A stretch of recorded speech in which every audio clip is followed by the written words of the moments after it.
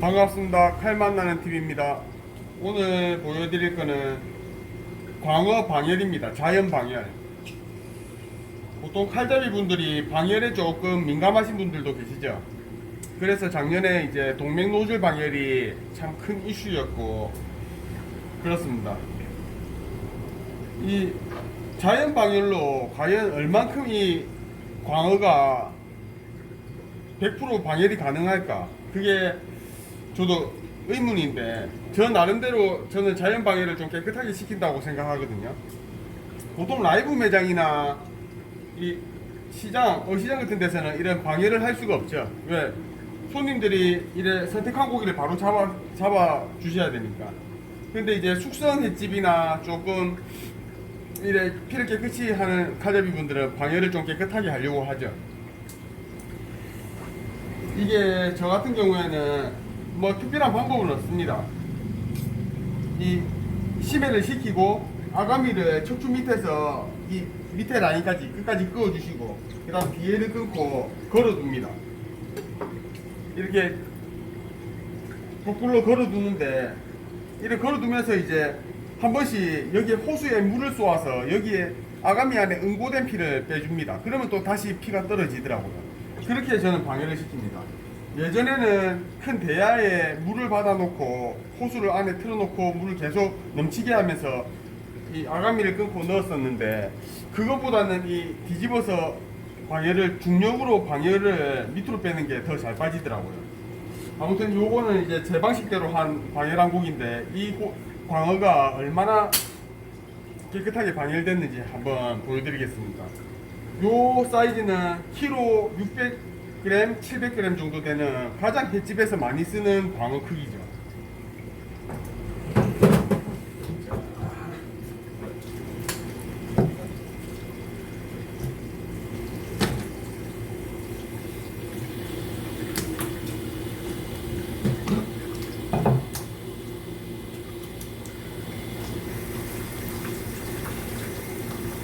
보통 작년에 동맥 노즐 방열이 굉장히 이제 핫 이슈가 되었을 때, 그때 많은 칼잡이 분들이 그 동맥 노즐 방열을 시도하셨을 겁니다. 저 또한 그랬고. 그런데 이제 저를 비롯한 칼잡이 분들, 몇몇 분들은 이제 그 동맥 노즐 방열을 안 하죠. 그 이유는 장점도 확실하지만 단점도 확실하거든요. 왜냐하면 혈관 안에 있는 피를 이 물로 밀어내는 거기 때문에 그 살 속에 있는 미세 혈관 속에 물이 들어갈 수밖에 없죠.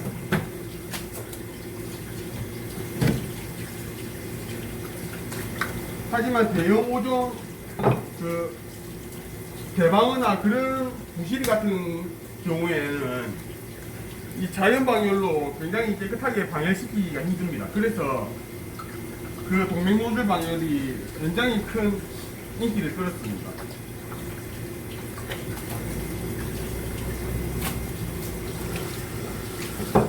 자, 한번 얼마나 깨끗하게 방열되었는지 보여드리겠습니다. 왜 제가 이걸 보여드리냐면, 제가 한 번씩 광어를 잡는 영상을 올리면 구독하시는 분들께서 동맥 노즐 방열 한 거냐면서 물어보시더라고요. 저는 이제 동맥 노즐 방열 한 게 아닌데, 나름 그 보시는 분들께서 깨끗하게 방열된 것 같아서 그래 물어보시더라고요.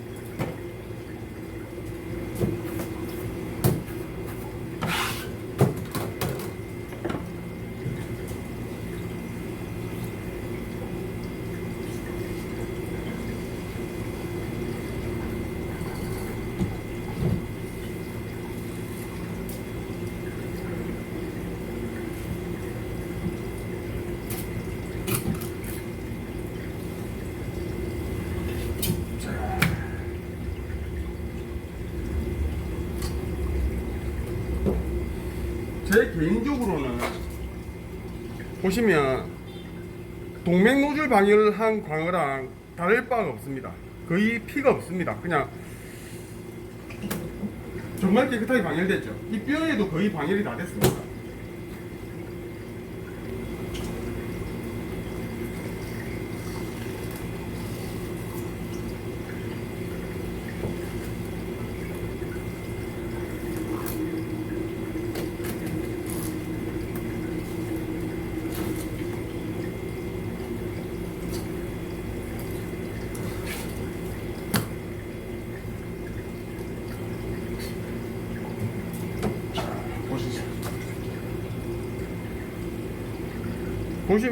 보시면 피가 하나도 맺히는 곳이 없습니다. 뼈에 보시면 뼈의 척추에는 이제 피가 살짝 있죠. 하지만 동맥노즐 방해를 하실 때도, 저도 동맥노즐 방해를 많이 해봤지만 저 뼈까지 피를 뺀다고 생각해서 물을 쏘면 이 살에 더 안 좋은 영향을 미치더라고요. 그래서 지금 동맥노즐 방해를 하시는 분들도 굳이 이 뼈까지 피를 모두 빼려고 하는 거는 안 좋을 것 같습니다. 제가 해본 경험상입니다.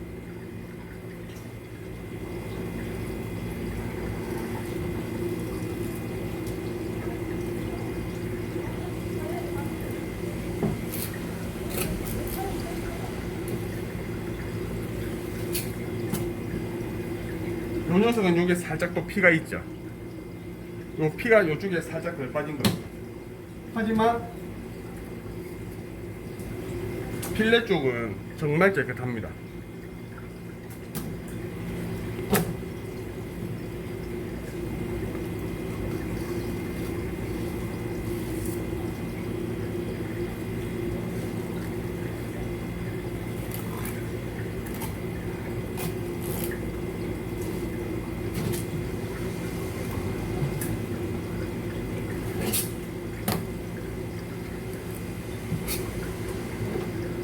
자,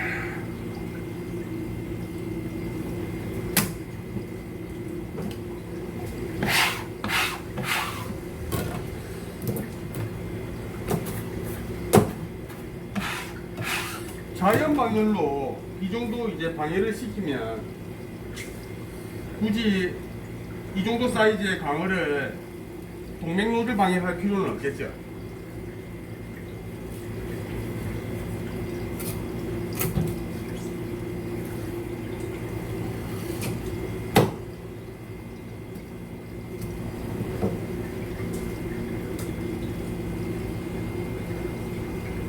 깨끗합니다. 피 하나 없죠.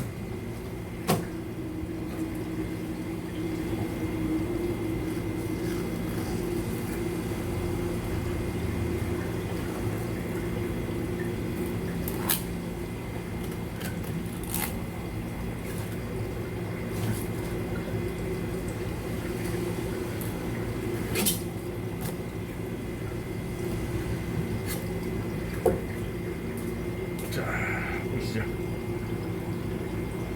정말 깨끗하죠. 뼈도 이제 피 터지는 곳이 없이 요 중앙 몇 군데만 이제 피가 조금 남아 있죠.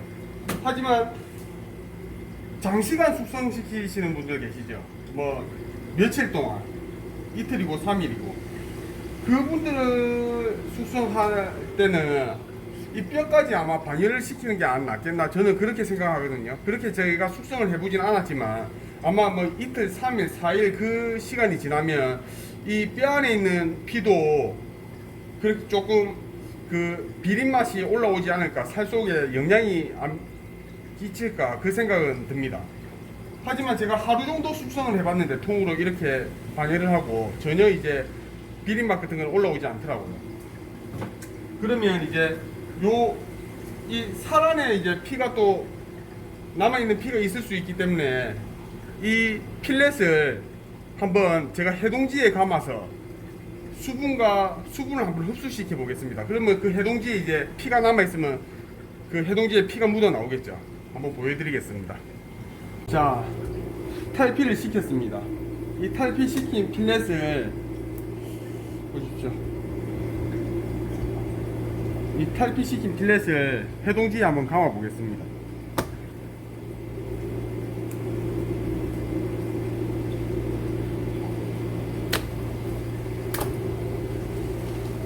해동지에 감아서 이게 얼마나 수분이 쫙 다 빨리 나올 동안 피가 얼만큼 나오는지 한번 보여드리겠습니다. 보통 자연 방해를 안 시키고 목을 따서 바로 잡으면 이 해동지에 이제 피가 굉장히 많이 묻어 나옵니다. 그렇게 해서라도 이제 살 안에 있는 피를 제거해 주시는 게 좋죠.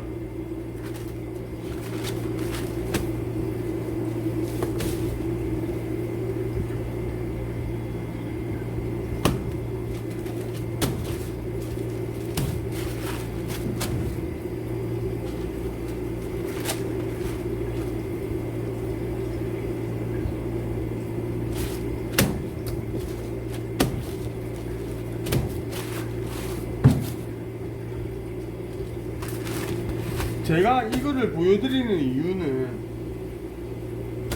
이렇게 생각하시는 분들도 계실 겁니다. 뭐 저렇게 이제 시간을 들여서 정성을 들여서 왜 저렇게 방해를 할까 이런 분들도 계시겠지만 또 이렇게 시간을 투자해서 방해를 하실 칼잡이 분들도 계실 거거든요.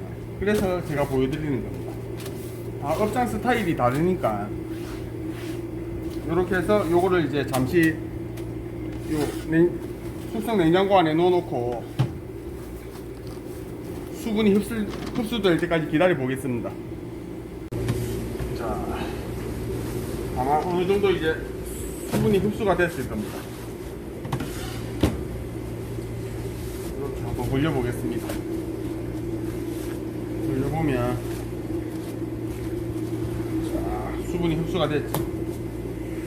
여기 보시면 보이십니까? 핏자국이 굉장히 미세하게 핏자국이 조금씩 있습니다.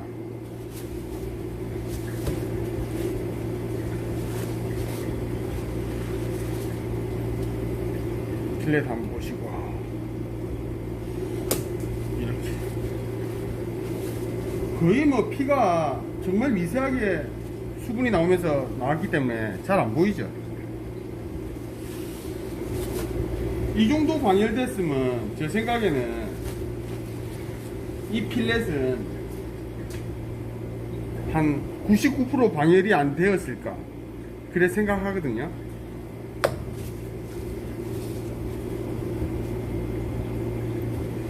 이 정도 이제 해동지까지 해서 정말 미세하게 남아있는 피까지 이제 빨아들였으니까 저 같은 경우에는 이제 출근하자마자 아까 제가 말씀드렸던 방식으로 오늘 쓸 고기를 광어, 뭐 농어, 참돔, 밀치 이런 종류들을 다 걸어 놓습니다. 걸어 놓고 이제 짧게는 2-30분, 길게는 뭐 30분, 50분까지 이렇게 방해를 시키죠. 이래 방해를 시키면 시간은 소비가 되지만 굉장히 이 필렛 상태도 좋습니다. 그 다음 뭐 한 3-4시간 뒤에 썰면 굉장히 썰면서 피도 하나도 안 묻어 나오고 괜찮습니다. 그래서 저랑 비슷한 업장 스타일을 하시는 분들은, 칼잡이 분들은 이 방법을 한번 써보시면 좋을 것 같아요. 아마 제가 하는 자연 방열법보다 더 이제 완벽한 자연 방열법이 있을 겁니다. 그런 방법을 아시는 분들은, 칼잡이 분들은 또 같이 공유를 해서 좀 더 좋은 이제 횟감을 손님께 대접할 수 있게 서로 공유를 하면 좋지 않을까 생각됩니다. 아무튼 이렇게 이제 제가 하는 자연 방열법으로 이 광어를 한번 방열시켜 봤습니다. 감사합니다.